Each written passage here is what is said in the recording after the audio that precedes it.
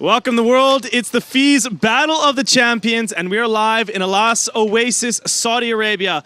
I'm Brian Meyer, this is Claude Hickman, and what does that mean? This is going to be the finals, the final day for the BMX Flatland Pro Finals going on over here. Claude, how you doing, man? I'm doing great, man. It's so awesome to be back in the kingdom of Saudi Arabia with Flatland. Flatland is such an incredible sport to watch. If you've never seen it, it can be done in a parking lot. It can be done pretty much anywhere there's a flat space. And if you've ever seen someone do a wheelie, you've seen the beginnings of Flatland. But today is going to be incredible. We have like 6 riders in this final run. And man, they're warming up right now. I can't wait to see what they're going to do. You can see a nice aerial view of the park over there. You see that we have our skateboard street course on the right-hand camera side there. And then in the middle, kind of in that diamond shape, you see our Flatland course. It's just, you know, the traditional 10 by 10 meter Flatland course. Anything unique about this? You know, it's a great setup. Hurricane Sports, again, has built a great complex for these guys. And today it's not as windy and it's not as dusty. I feel like watching the guys ride today, we're going to see a different level of riding than we saw even in the qualifiers yesterday.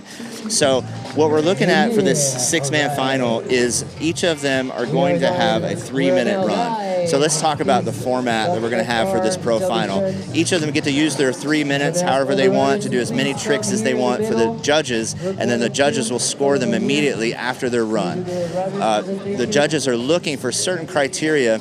If you've never seen Flatland before, watch their feet. If their feet touch the ground, that's a clue that maybe they've done something wrong or they've come off the bike. But the judges are looking for things much more difficult than that. They're looking for the difficulty of the tricks these guys are doing. They're looking for things like originality, flow. Did they use the whole bike? And then most importantly, execution. Did they pull the trick and get back to the pedals for those tricks and combination tricks that they're trying to pull? It's very difficult to judge, Ryan. Like, I've rode and competed in these contests. I've judged these contests. We have 3 of the best judges in the world right here with us in Saudi. On your left is Alexei Dezelnu from France. In the middle is legendary BMXer Chad the Groot from the USA. And then Paul Desix, who lives here in France, younger, new school rider. And so these guys are looking for all kinds of different things, maybe 100 years of riding Flatland just in that 3-man judging panel. So tons of experience they bring to be able to judge this today. We have some recap of the winning run. Make sure you guys stay tuned. Of course, we're going to have a live rider introduction right after we finish this highlight. So none other than Alex Jumelon right here, finishing off first yesterday. Just one of the best Flatland riders in the world that you're watching right now. This is his qualifying run. And yesterday, it was a little windy. We watched these guys struggle. But Alex was able to pull together some of these signature combos that he does where he just links trick after trick and really requires a lot of strength. One of the things you watch about Alex Jumelin is he's probably one of the most fit people in this discipline. He's got the #1 abs for sure in Flatland, and just great all-around rider. We're going to watch him. So he'll ride last because he came in as the first qualifier yesterday after the 12 qualifying riders went. So we'll see what he brings. I talked to him a little bit, and I'll tell you what he said that he's going to do differently in this final run that he didn't do in the qualifier. All right, right now I'm going to present all the riders for the Battle of the Champions. The first rider, 30 years old, out of the Netherlands, it's Des Marsen. Yes, doing it for Soul Cycle, Lost BMX. Yes, next rider coming all the way from Japan, 28 years old, it's Masato Ito. Yes. Up next, legendary rider all the way from Canada, 32 years old, is Jean-William Prévost. 34 years old, out of Thailand, please welcome Pakfung Pusahart. Yes, another rider from Holland, from the Netherlands, 30 years old, it's Sisse van Berkel. And last but not least, the oldest rider in these finals, 41 years old, out of France, current vice world champion, Alex Jumoulin.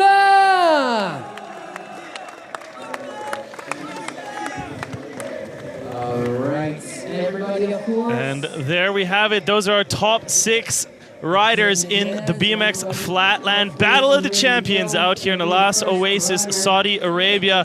Some of the top professional flatlanders in the world, including Alex Jumoulin, who has been able to make it to every one of the FIS stops. You see right there, Des Marsens, Masato Ito, Jean-William Prévost, Toon Pakfun, Sis van Berkel, and Alex Jumoulin. That is your first place qualifier from yesterday, as he had his family, I believe, watching at home with his new baby boy, Jude. Yeah, it was so fun to see that online, that Jude's face would light up when he would see Papa Alex on the screen, and he's got a new tattoo to show off just for Jude. But we got right now getting ready to start this pro final run. This is Des Marsen out of Netherlands. You know, this is Des's second FIS appearance ever. He showed up in China and surprised everybody, battled his way into the finals really after a rough start, and did it again here, man. He made it to the finals, pulled some combos. The thing about Des to watch is he has some long front wheel tricks, a combination of tricks that are incredibly difficult, and some of the switches and pivots that he does are really unique to Des's style. So there he is starting off, spinning on the front wheel. One of the things you'll watch these pro flatland riders are able to do is that right there. They pump the bike using kind of the gravity and the angle of the wheel to get more speed, to set up more tricks like this spinning hiker, pulls it out clean. And that's a good first combo starting off like this pro final run. Des has some really interesting switches as well, pushing into his riding. You can see he's coming from the Netherlands, hailing from Amsterdam with that bright orange frame. This is one of the signature Dutch color right there. Come on, Des, let's go. Doing it for a freestyle now and Soul Cycle. You know, he does this unique kind of body varial. If you watch some of the tricks that he does, see how he switches his body and pivots on the peg, and has some, I would say, some switches and pivots that not other people are doing. Hopefully in a minute we're going to see some of those switches like this right here, where he reaches around, grabs the back, grabs the seat, lifts it up into the half packer, pumps a little bit for more speed. See, that's a trick that I never saw anyone do until Des started doing it. And he's going to pump this little front yard back into that half lash pump. You know, I felt like these guys are a lot more confident on the floor than they were yesterday. To be honest, the weather wasn't working in their favor. There was a lot of wind. Some of the dust from the desert just naturally, you know, gets on there, and that affects these guys. It was a very difficult contest day for most sports. But yeah, the wind was the hugest part. We're out here in the middle of the desert, and it's very unpredictable conditions lately. So that was something tough to watch. But look at here as Des has some incredible switches in this link. Wow, you know, that little hop that he did is so difficult, and if he was going to lose it, that's where he may have messed up. But, you know, he's doing great. Confidence is back up. Let's see if he can get this switch out right there. Keeping it going, back to the back peg, pulled it clean. And that's what the judges are looking for, is really to ride into these tricks and back out, back to the pedals. We call it pulling the trick, or the combination of tricks. The more tricks they do in a row, the more points they're going to get in the judges' eyes. So Des is one of those guys that can do these long front wheel combos. The spinning hitchhiker there into a steamroller. So he's setting up for something else. He needs to do some bigger tricks than yesterday to get that score he needs to keep that top spot. So watch as he steps around the bike.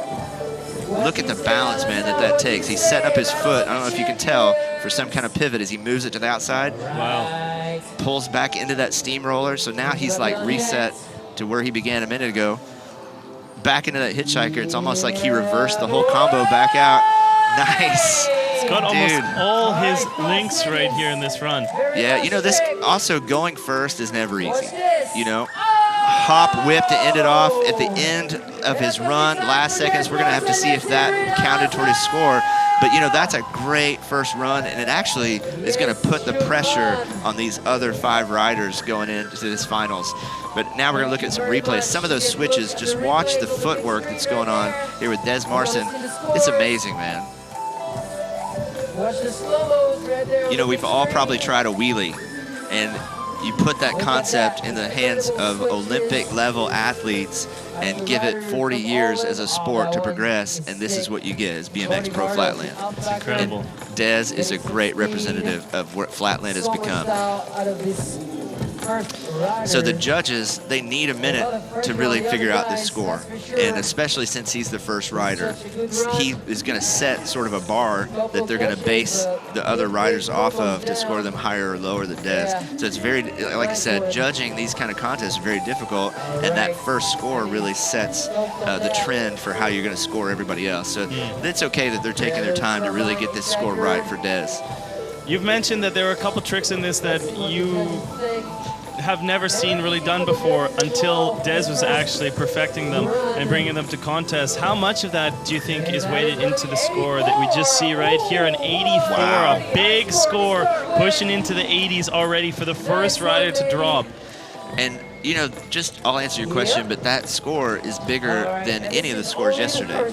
So that's what I mean by the fact that that's going to put pressure on each of these other guys after, honestly, not a great run yesterday. So even mentally, there's something that just happened that has changed the whole contest.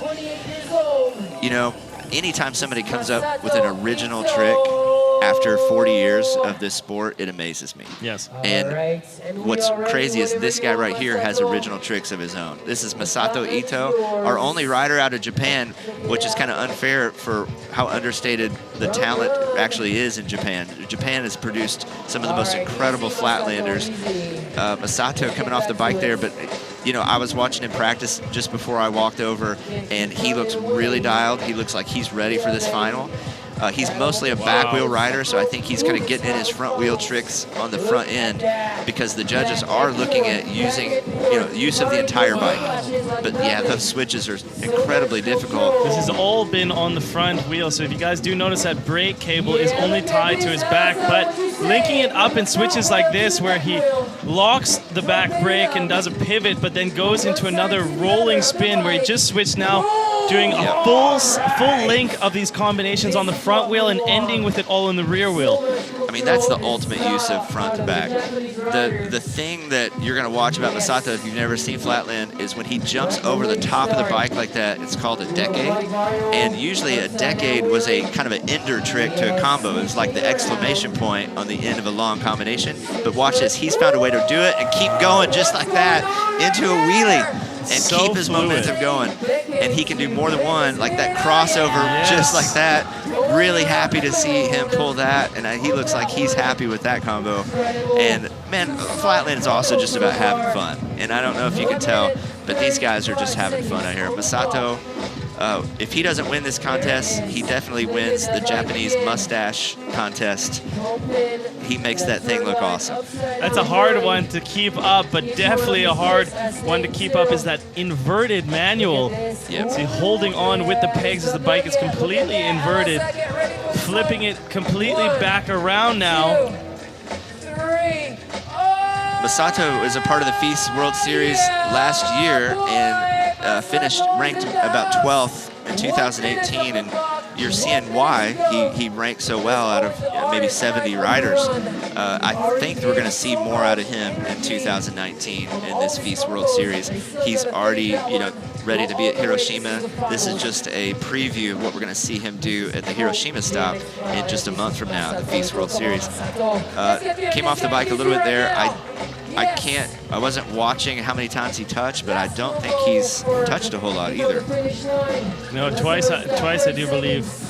Now, he has a new decade that he showed off yesterday, and it's crazy. He may actually be trying to set that up right now. A little bit of nerves because he knows he wants to get this almost more for the homies back home. Yep, I think he's trying to set up this new decade. That step through is giving him problems, but watch what he does on the back wheel. Comes back out to a normal wheelie.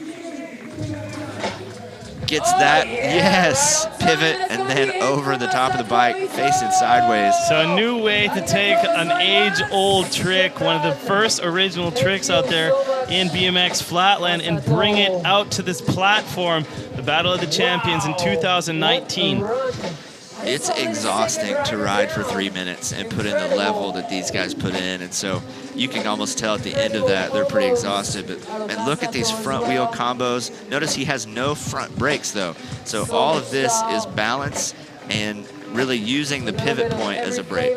There's that signature pervert decade back to the pedals. I don't really love the name of that trick, but that's just what it's called for some reason.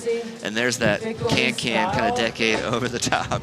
Masato Ito giving the nod to the crowd. I think he's pretty happy with this run, but I'm not sure if it's going to be enough to beat the 84 that Des set down at the beginning. We're just going to have to see. Something that was so clean with Dez's run is that he just seemed to be on that focus point. You know, when a rider just hits that, sometimes everything seems to link up. Masato, unfortunately, had a few bobbles, maybe mentally couldn't recover, and it does show a little bit in that score, 75.66, a very solid score nonetheless. Currently sitting in second place with only 2 riders dropped so far, but that's a solid score nonetheless coming from the Japanese rider. You know, that was a solid score yesterday, but that's a lot of room between first and second.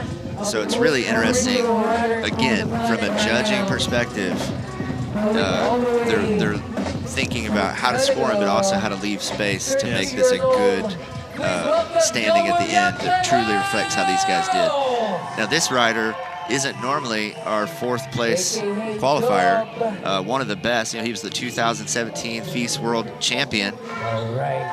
This is Jean-William Prévost out of Canada, nicknamed Dub for his middle name, and he has every bit of the ability to be first place in this contest if he can get his head back in the game from yesterday and pull the combos that he does. He's mainly a back wheel rider, pumps for speed, incredibly fast, aggressive style. Just watch what Dub can do on the back wheel on this bike. It's amazing, Ryan. Oh yes, flipping that bike around. He pivots for more speed. Now Dub, the wind was affecting these guys so much yesterday, he was doing a time machine and got pushed to the edge of the stage, actually went off the stage yesterday, and which is kind of dangerous, and that doesn't happen. You know, these guys know exactly where they're at on the course. Switches from Dub there, just mind-blowing. And I'm so glad he didn't get hurt. He's actually a little injured right now coming into this contest under his right arm. His ribs, he's got like a fractured rib. Yeah. And so he's been really careful about not practicing too much and keeping it tender, but you can't tell that he's hurt when he does stuff like that. That rolling undertaker, man, just incredible difficulty to those moves. Watch this. This is another rolling undertaker in the same combo, pulling it out super clean. That's signature Dub style. Doing it for Far East Cycles, but also for his own company, Iggy BMX. He created his own company so that he could have parts like the pegs and the pedals that you see. They've got a little bit of a surface on it that's kind of shaped like a bubble so that he can do some of these pivots. If you've never really watched Flatland closely, you wouldn't notice how many times his foot switches forward and back on those pegs.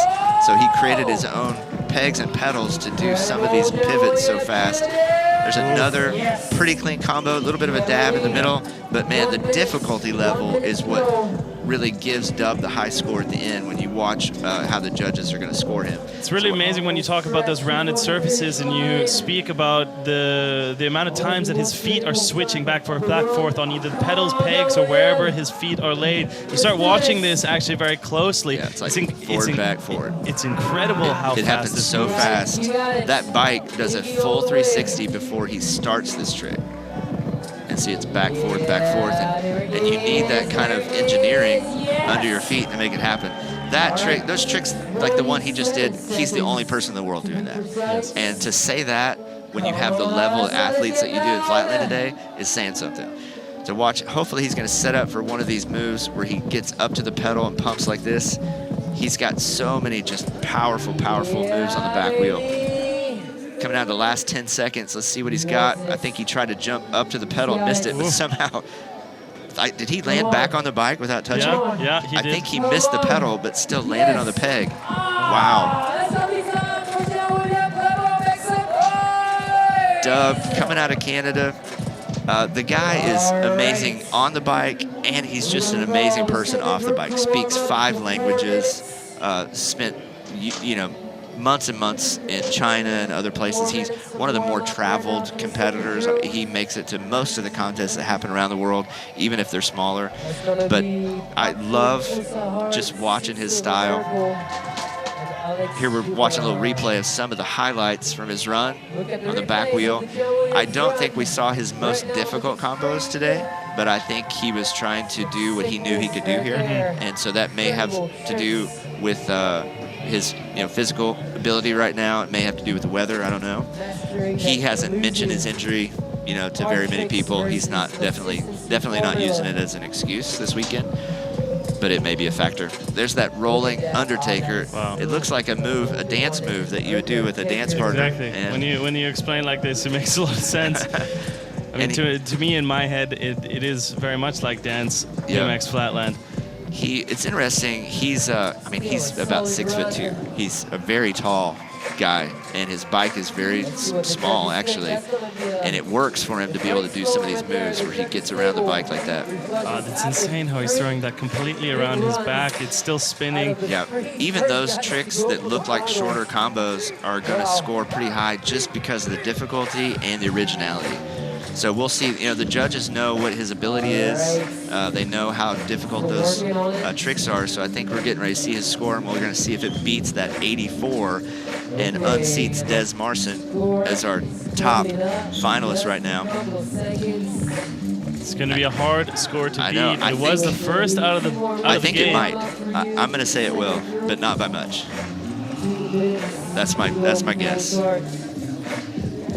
They're taking their time on it to get it right. Des has an 84. Even, you Dub see there.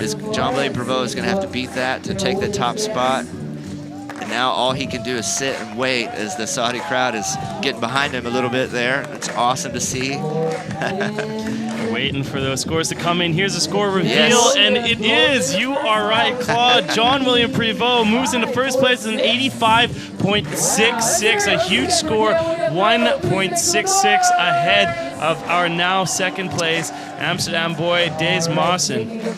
Well, let me just say, Feast World Series, if you ever need another judge, I'm already here. Well, moving into another Dutch rider right now. This is going to be coming up. We're going to get to that in a second. As I see, actually, we are going to have that 4-minute warm-up going on right now. We do have, however, the FIS World Series happening starting next month in Japan. Make sure you guys stay tuned and check us out what's going on for that one. Let's take a look at the FIS World Series coming up in 2019. Welcome, everybody. It's the FIS World Series. The largest action sports festival in the world. 16 parks, 30,000 kilometers traveled, 500 athletes. All leads to here. Firing it out, double bar spin. Holy smokes. Perfect. Absolutely amazing. The energy from the fans is phenomenal.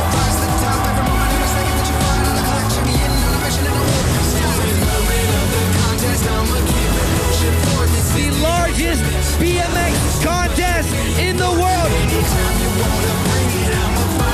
The Olympics. Who could potentially qualify for the 2020 games? When the smoke clears, we are going to have a champion.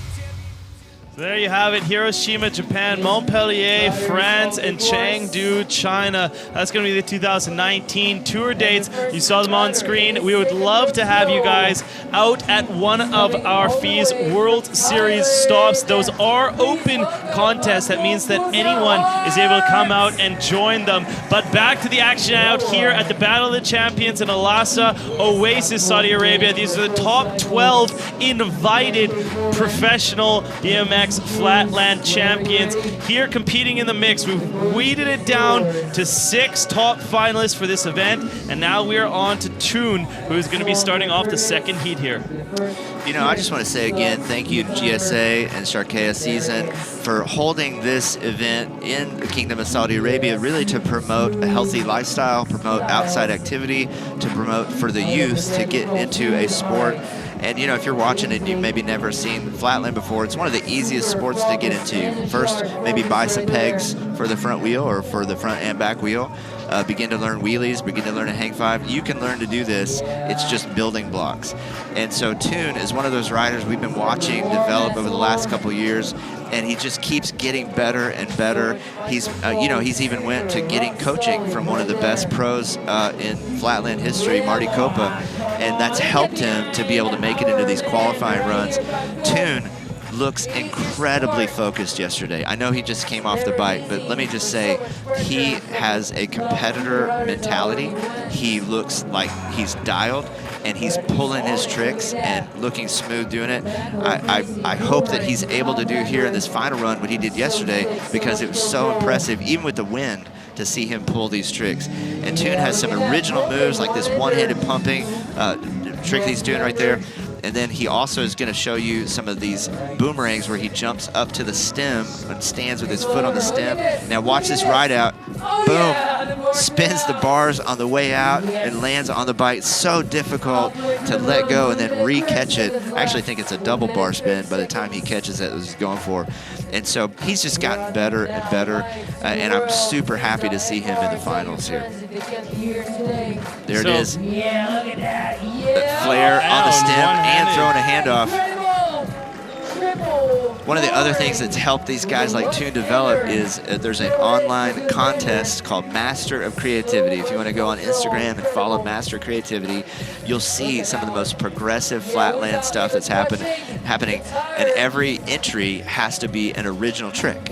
And so it's really forced the progression of the sport globally online, and it's forced Toon to learn tricks like that. Did you see he dropped from the stem down to the pegs, almost like the Des Martin trick, into that pumping halfbacker again, and bringing it around, kind of stealing a move from Des, but making it his own, and then back into the steamroller. Again, man, putting together a solid final run. He's got 30 seconds left. I know he can do several of those stem boomerangs in a row. I've seen him do 3, 4, 5. Let's see if he tries to put that into this run to get a high score for the judges to beat that 85.66. Yeah. Wow. Coming out of Thailand. Pumping for speed. So fun to watch. He pulls out that little smoothie there at the end. You notice Toon has no brakes on his bike. Everything he's doing is just his balance, his feet, his body, gravity to make all of that happen. It's amazing. It's interesting. I like the look of a bike without brakes, and I also like kind of the purity of it. It's like skateboarding. There's nothing really helping you other than your balance and your body. Difference for the judges for sure. It's really difficult when you actually put it into perspective. I mean, I learned how to manual on a bike with a rear brake. In case you start going backwards, you tap the brake. Yep. This is something you just can't do when you have to have this balance. And to look at how long, for instance, Toon is staying in some of these links, it's incredible to see that balance. 3 times around here on the stem and tossing out one hand. So difficult. Yeah, the evolution of Flatland went through some phases with brakes and feathering the brakes, that's what that's called, and scuffing, using your foot to push and drag was sort of a technique that's like a brake. And you'll probably see some scuffing here today. Shout out to the Scuffington movement. And then now there's a lot of rolling, pivoting, and turbining where they're switching directions that actually helps them gain more speed even with that change of movement. So the evolution of it is just amazing, you know, and watching them pump for speed was kind of a game changer for me when I saw that they could keep a combo going by keeping their momentum going, using the gravity. That opened up a whole new realm. Some of these guys can do links that are 3 minutes. Yes. You know, that's the amazing thing is there's riders that could do a link that lasts their entire run and keep going if they wanted to. So Toon, waiting for that score to come in. I'm not sure if that's as good as he did yesterday. I'm not sure what's going on in his mind right now. I wonder what he's thinking and what he left there on the floor. Was it good enough to put him in one of those top spots? It's not. 79.16 is the score reveal that we have coming in for Toon Pakafum. Third place, good enough, and we're going to be moving down to our second Dutchman all the way from Utrecht, Netherlands. This is Cies van Berkel right now. We got to talk about this guy. We didn't get to say a whole lot about him yesterday. He's 30 years old, out of Netherlands, and really he is kind of the surprise, princess story, out of this whole thing. I think it's his first big feast contest. He really blew up online through Master Creativity and some other things last year, and especially with the tricks he's doing, they're so original. He just sort of burst on the scene, and now everybody knows who Sitze is. Two mix-ups at the start here. Hopefully Cies can get this back together.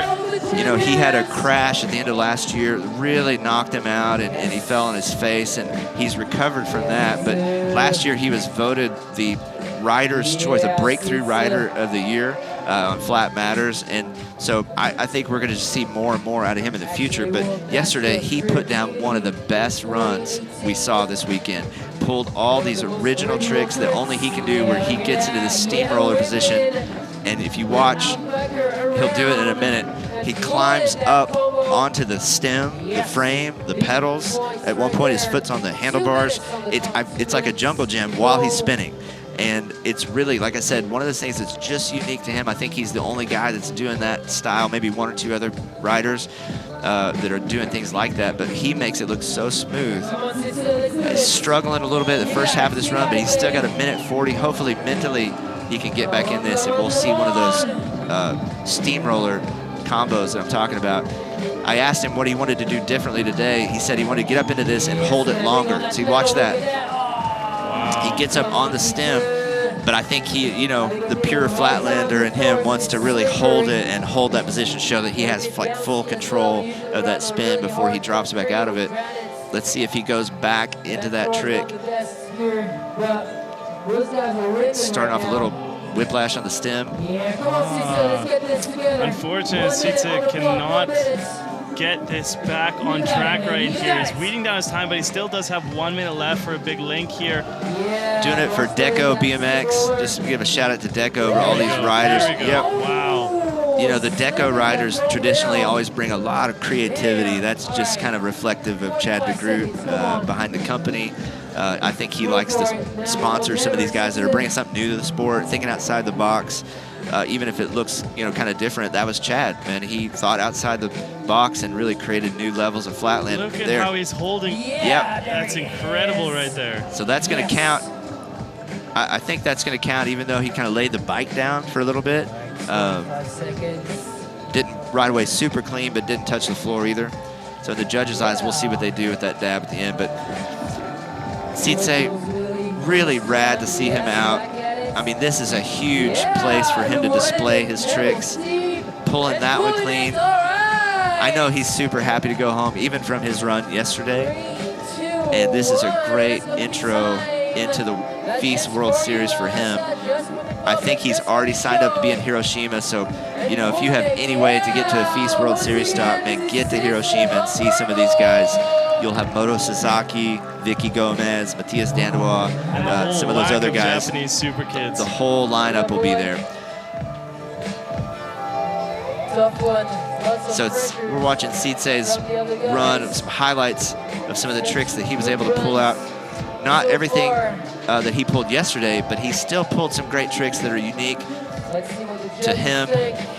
It's a good thing to show as well that he has the ability to make it up into these top spots. Maybe he wasn't able to perfect. This is just so incredible how he just jumps, holding on just onto the pedal there, trying to get his other foot up by the stem. Let's look what happened. I think that maybe he just slid out because I think he steps back up to the seat tube on that next one. You know, this is also good for his. Wow, he let go completely on that. That's amazing. This is good for his confidence. I feel like going into Hiroshima. Yeah, that's what I was trying to get off my tongue as I was getting tongue twister in a second. Great crowd, the Saudi audience here watching. Yeah, sorry, I don't know if I'm butchering your name. Sitze van Berkel? Anyways, it's been amazing. I'm going to have a chat with you later to make sure that we can get this one in line for Hiroshima. But coming down to the man, the myth, the legend of the Fees, this is Alex Jumelon doing it with a first place qualification run from yesterday's event. He's going to be our last Flatlander out here at the Battle of the Champions. You know, let me say something about Alex. He can do any of the tricks he wants to do. Like, he can do all the steamroller tricks, he can do all the time machine tricks, and he's chosen to go a totally different route so that he can create a style that's all his own, and it's made up of this right here, this rollback. It's become like the staple reset for him that he can connect any arsenal of tricks from. And so he's created this whole movement of rollback, boomerang, and half flash, you know, pump back to the pedals that allows him to kind of reset and keep the combo going and really just go anywhere he wants to go. I love this like switch rollback thing that he does. So watch, he'll pump for speed, but he is able to do a little boomerang and get back to the pedals and keep rolling back just like that so that he can keep the combo going as long as he wants to go. And that's what's made his score really skyrocket with the judges, because he's able to link these really difficult strength-oriented tricks back to back to back. So much upper body strength. A lot of these moves would be like a pommel horse for a gymnast. Little rolling back boomerang. Looks like he's setting up for a decade or something. Yep, there it is. Not quite able to get back to the pedals, but still good start for Mr. Alex Jumelin. Shout out to his family that I know is watching online. Elodie, Nathan Gaben, and of course his new baby Jude for the family. Watching right now. Yeah, gets that super hard 720 G-turn with a hop in the middle back into another G-turn. If you notice, no front brake, no foot to the tire. That's all being on the balance point, pivoting right into that trick. Now that's kind of a little scuff back and forth on the front wheel. Putting down some of his signature moves for the judges. He's got a minute left. I asked him what he wants to do differently in this final run from yesterday, and he said, I need to bring longer combos. And so he wants to link longer and longer tricks together in order to get a higher score, and he's going to need to do that because he's going to have to beat Jean-William Prevost, who's sitting at 85.66. Stepping back together for this link right here. Starting off on the front wheel. Oh, wow, he's got this kind of Vader scuff that he does. He switches the handlebars in the middle of it. I don't know if you know, he has to bring his leg around while he's doing that switch. Super difficult to do. He's bringing some bigger tricks. He also told me he wants to go wider on the course, maybe use more surface, go a little faster, setting up this front wheel boomerang, little mixed circle, setting up for something else, maybe to get back to the pedals. Yep. Pulling a last combo. He's got just a few seconds left in the run.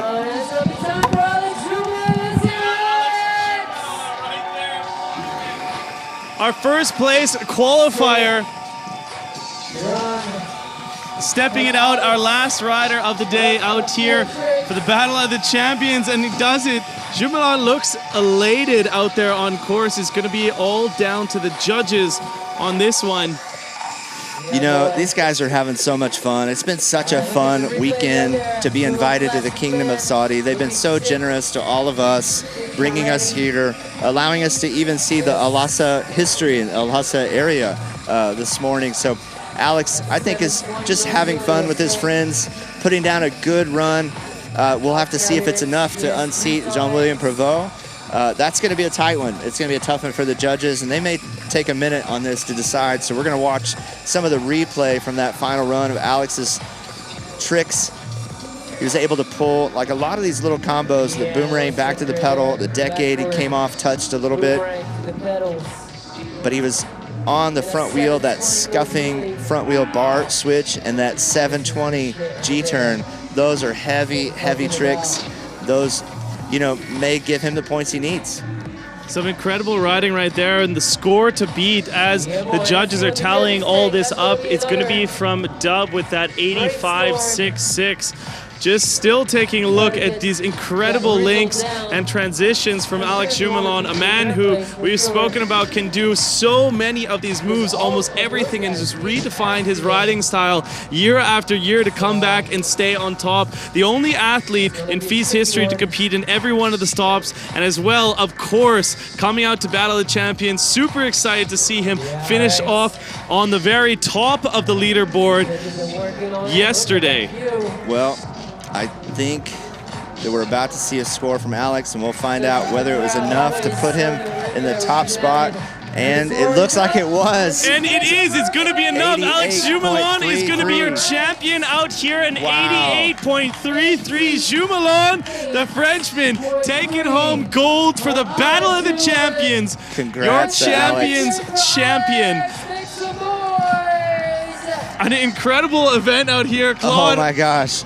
That was such a nail biter right to the end. Dub put down an incredible run, but Alex just brought out just one or two more tricks with difficulty to do what he needed to do to unseat him. So, man, I'm so excited for him and his family, especially because Alex gives so much back to Flatland. I'm just happy for him, and what a great place to get a win at this Battle of Champions here in Saudi Arabia and take that back to France and to his family. Oh, taking it back to France and back to his school in Montpellier. I'm super excited to go back to Montpellier, but make sure you guys mark Hiroshima on your calendar. That's where we're going to be next. Thank you so much. Ryan Meyer, Claude Hickman. This is the FIS Battle of the Champions. Check you guys later.